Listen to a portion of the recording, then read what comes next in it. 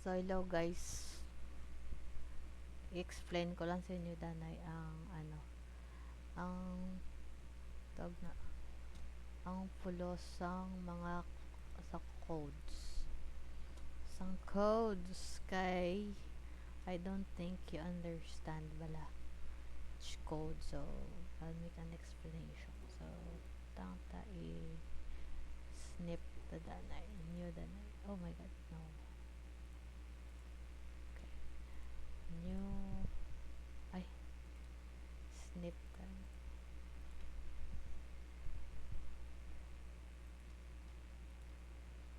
Snip tool.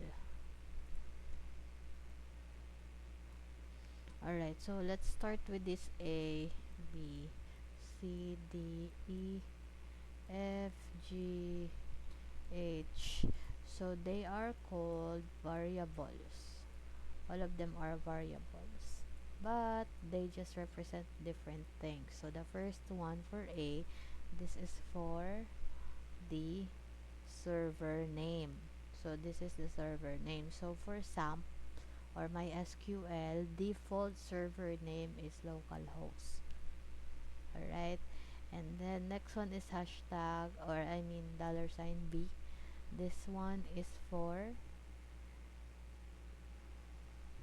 the username.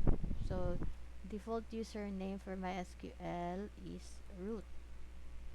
And then for C, this is for the password. So $C, and usually we don't set up any password, so we keep it empty.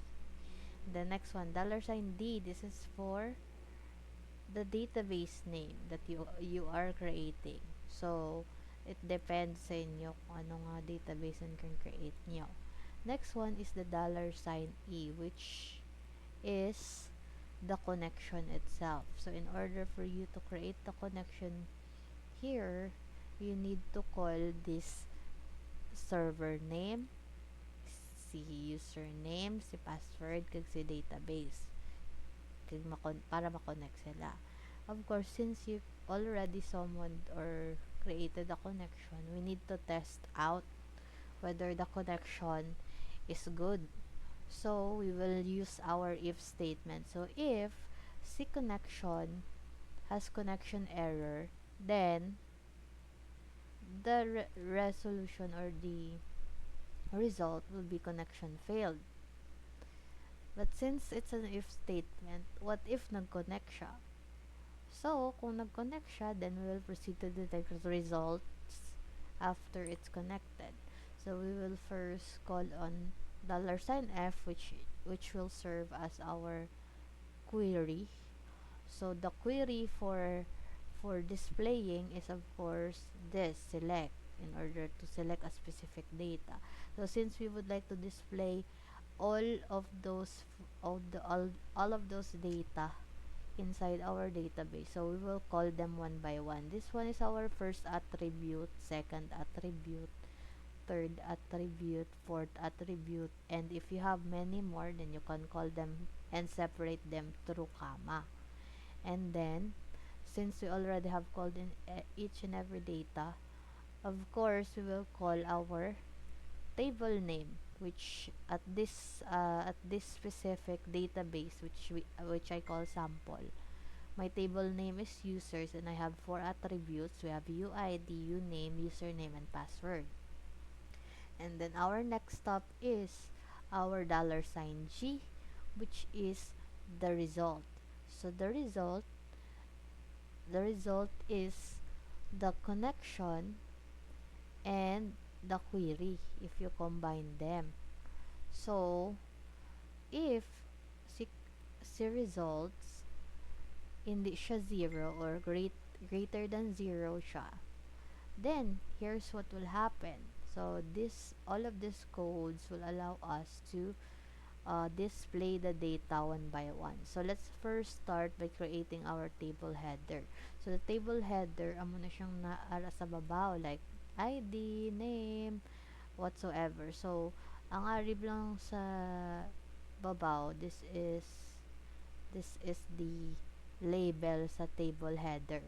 So we have ID, full name, username, and password. So whatever is written in between the TH, that will be echoed, whatever it is. So if you can put passwords or usernames, but whatever you write here, will that is exactly how it's gonna be written on your web.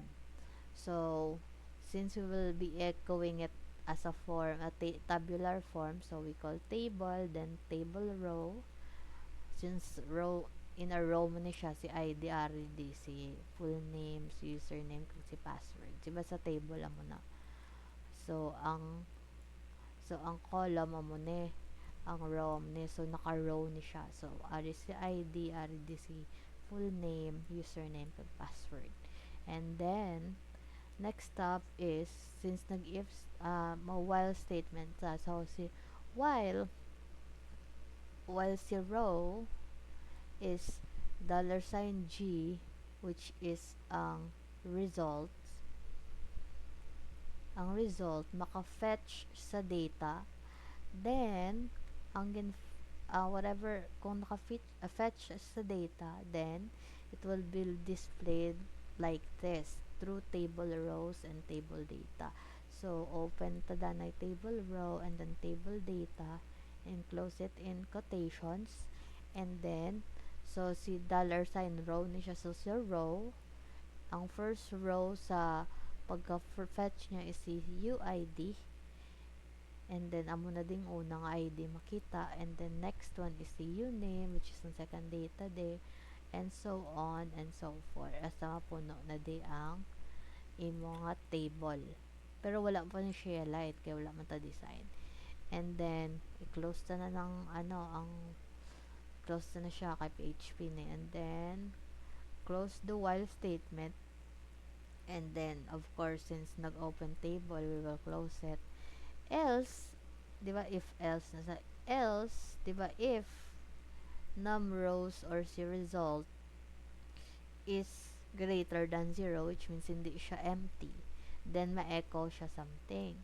Else, or if in case wala siya may ma-pull or wala unod si database, then ang iya nga ihambal 0 results.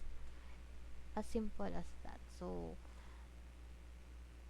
we need to understand each and every codes. So it means ang may $sign, you can use anything that you want. So you can just use $, Z mo yan, Z, X, Z, or $, rain. As long as matandaan mo kung para sa diin na siya ang specific variable that you're calling. Well, hope you understand. Thank you.